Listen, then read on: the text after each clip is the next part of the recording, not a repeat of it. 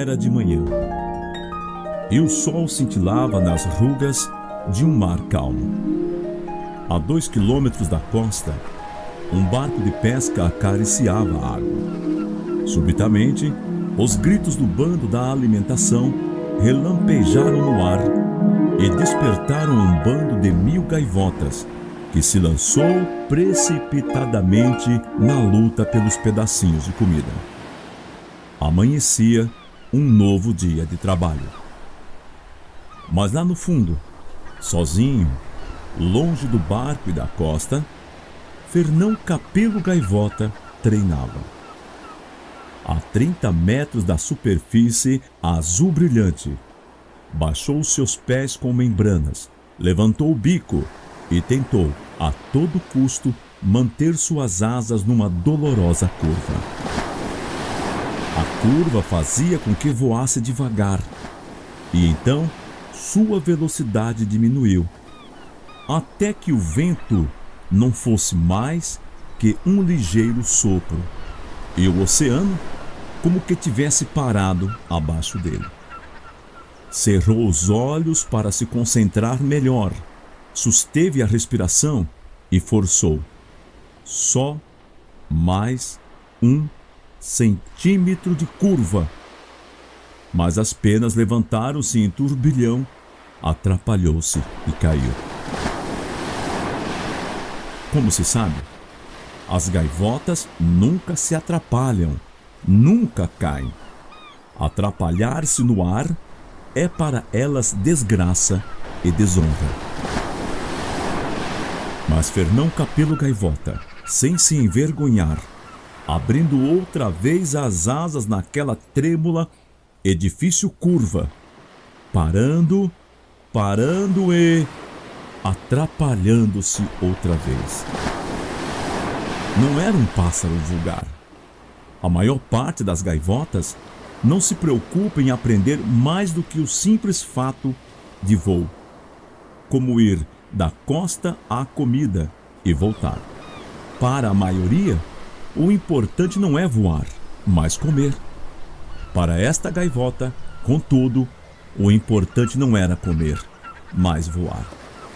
Antes de tudo mais, Fernão Capelo Gaivota adorava voar.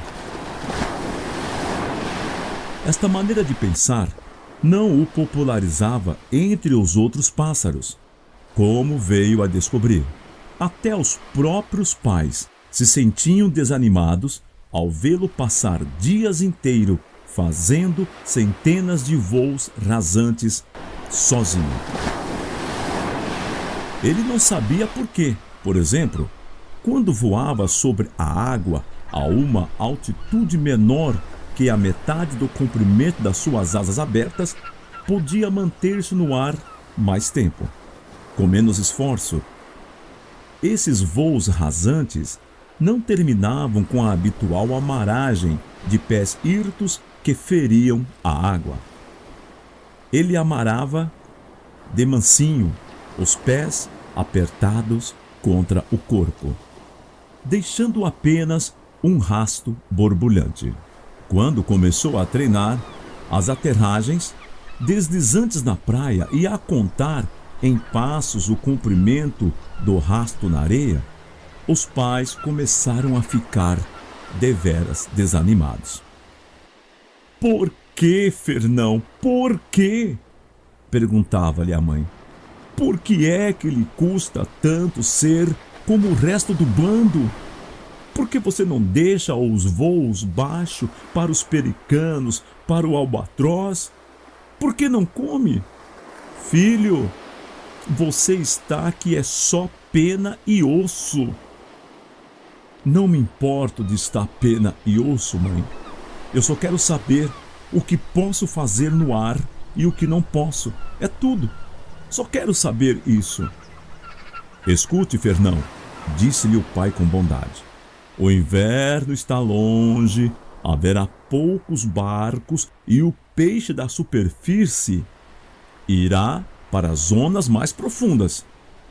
Se você tem necessidade de estudar, então estude o alimento e como consegui-lo. Esta história dos voos está muito certa. Mas você tem de pensar que não pode comer um voo rasante. Não esqueça de que a razão por que você voa é comer. Fernão baixou a cabeça, obediente. Nos dias seguintes tentou comportar-se como as outras gaivotas. Tentou de fato, gritando e lutando como o resto do bando, em volta dos pontões e dos barcos de pesca, mergulhando sobre restos de peixe e de pão, mas não conseguiu.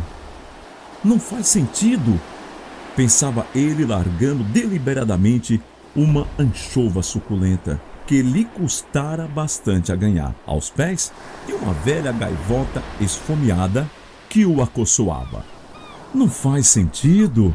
Eu podia ganhar todo esse tempo aprendendo a voar. Há tanto que aprender. Não tardou muito que Fernão Gaivota voltasse a pairar no céu, sozinho, longínquo, esfomeado, feliz, aprendendo.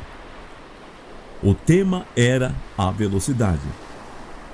Ao cabo de uma semana de prática, conseguira aprender mais sobre velocidade do que a gaivota viva mais rápida.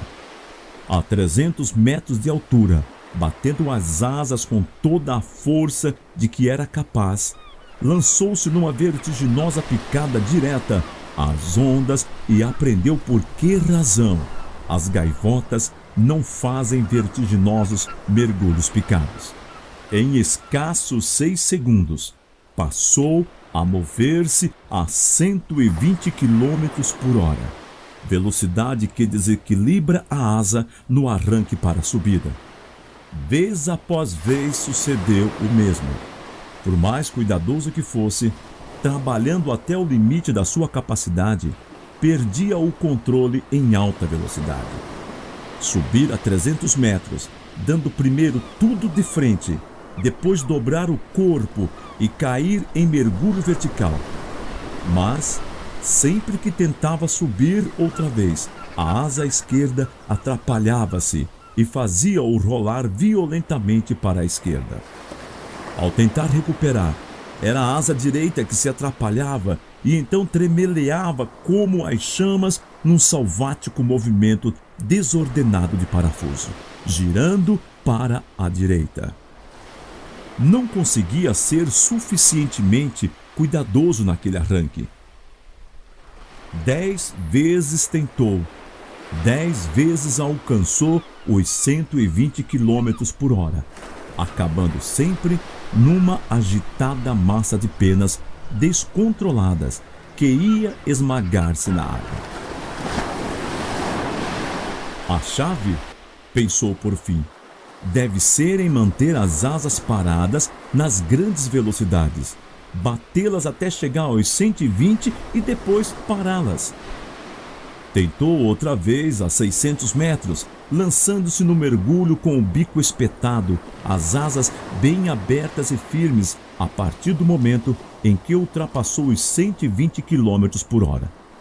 Precisou de uma força tremenda, mas deu resultado. Em 10 segundos, transformou-se numa mancha no céu, a 130 km por hora. Fernão acabava de estabelecer um recorde mundial de velocidade para gaivotas. Mas a vitória durou pouco. No instante em que tentou a horizontal, no instante em que modificou o ângulo das asas, projetou-se outra vez naquele terrível desastre descontrolado e, a 130 quilômetros, foi como se tivesse sido atingido por dinamite. Fernão Gaivota explodiu a meia altura e esmagou-se no mar duro como um tijolo. Quando voltou a si, a noite já era velha. Flutuava à superfície negra do oceano, encharcado em luar. As asas eram enormes e esfarrapadas barras de chumbo. Mas o fracasso pesava-lhe ainda mais nas costas. Desfalecido, desejou que o peso fosse bastante para o arrastar docemente até o fundo e acabar com tudo. Ao afundar-se na água, uma estranha voz cavernosa soou dentro dele. Não há nada a fazer. Sou uma gaivota. A minha natureza limita-me. Se estivesse destinado a aprender tanto acerca do voo, teria mapas em vez de miolos. Se estivesse destinado a voar às altas velocidades, teria asas curtas como o falcão e viveria de ratos em vez de peixes. O meu pai tem razão. Devo esquecer esta loucura. Devo regressar ao seio do bando e contentar-me com o que sou, uma pobre e limitada gaivota. A voz sumiu-se e Fernão acordou.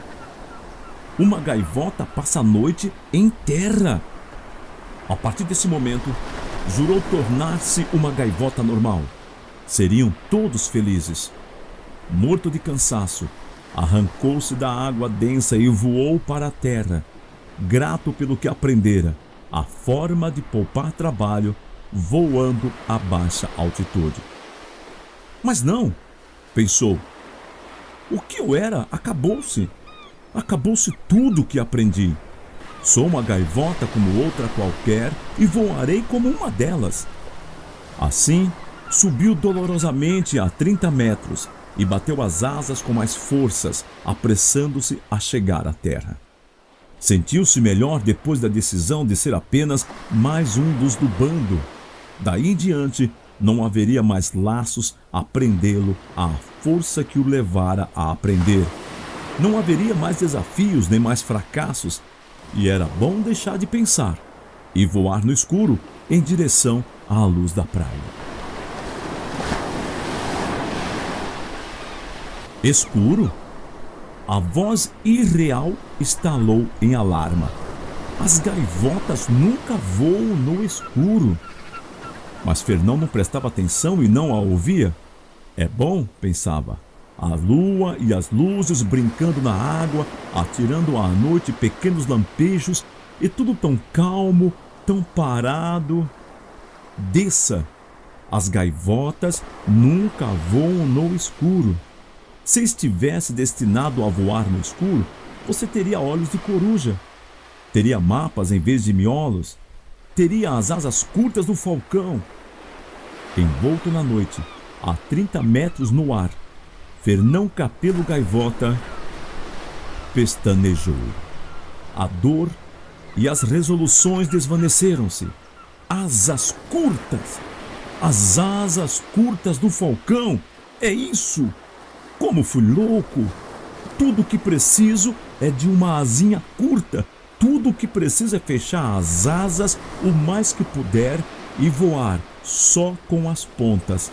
Asas curtas! Subiu a 600 metros acima do negro mar e, sem pensar um momento no fracasso ou na morte, apertou as asas de encontro ao corpo, deixou que apenas as pontas das asas cortassem o vento como lâminas de punhal e mergulhou na vertical. O vento era o rugido de um monstro na sua cabeça. 100 km por hora, 130, 180 e ainda mais depressa. A tensão nas asas, agora que se deslocava à velocidade de 200 km por hora, não chegava a ser tão forte como antes, a 130, e bastou-lhe mover só um bocadinho a ponta das asas para sair da queda sem dificuldade e disparar por cima das ondas, como uma bola cinzenta de canhão apontada à lua. Semicerrou os olhos para se proteger do vento e regozijou-se. 200 km por hora e controlados, se mergulhasse de 1.500 metros em vez de 600, que velocidade! As promessas de momento antes estavam esquecidas, varridas por aquele enorme vento rápido. E contudo, não sentia remorso por não cumprir as promessas que fizera a si próprio. Essas promessas são só para as gaivotas que aceitam o vulgar. Quem conseguiu chegar à excelência da sua aprendizagem, não tem necessidade desse tipo de promessa. Quando o sol começou a romper, Fernão Gaivota treinava outra vez. Visto de 1.500 metros, os barcos de pesca eram pontinhos escuros no azul liso da água, e o bando da alimentação, uma apagada nuvem de átomos de poeira, movendo-se em círculo. Ele estava vivo, ligeiramente trêmulo de prazer, orgulhoso de que seu medo estivesse dominado. Então, sem cerimônias, cingiu-se com as asas anteriores, estendeu as curtas, colocando as pontas em ângulo e mergulhou diretamente em direção ao mar. Quando passou os 1.200 metros, deslocava-se à velocidade máxima e o vento era um sólido muro de som contra o qual não podia mover-se mais depressa. Voava agora em pleno mergulho à velocidade de 320 km por hora. Engolia em seco, sabendo que se as asas se abrissem àquela velocidade, ficaria reduzido a 1 milhão de pequenos fragmentos de gaivota. Mas a velocidade era poder e era alegria e beleza pura. Começou o desvio a 300 metros. As pontas das asas vibravam e ressoavam contra o vento gigante. O barco e a multidão de gaivotas cresciam à velocidade de um meteoro e lançavam-se diretamente no seu caminho. Não podia parar e ainda nem sabia como iria virar àquela velocidade. A colisão seria morte instantânea. Era melhor fechar os olhos. Aconteceu então nessa manhã, logo a seguir ao nascer do sol, que Fernão Gaivota atravessou o bando da alimentação como uma bala, riscando o céu a 300 km por hora, de olhos fechados, num tremendo rugido de vento e penas. A gaivota da fortuna sorriu-lhe desta vez e ninguém foi ferido. Na altura em que espetou o bico para o céu, ainda frechava o ar a 240 km por hora. Quando por fim diminuiu para 30 e voltou a abrir as asas, o barco era apenas uma migalha no mar, 1.200 metros abaixo. Na sua mente lantejava o triunfo, a velocidade máxima. Uma gaivota a 320 km por hora. Era uma vitória, o maior momento da história do bando, e nesse mesmo momento nasceu uma nova era na vida de Fernão Gaivota.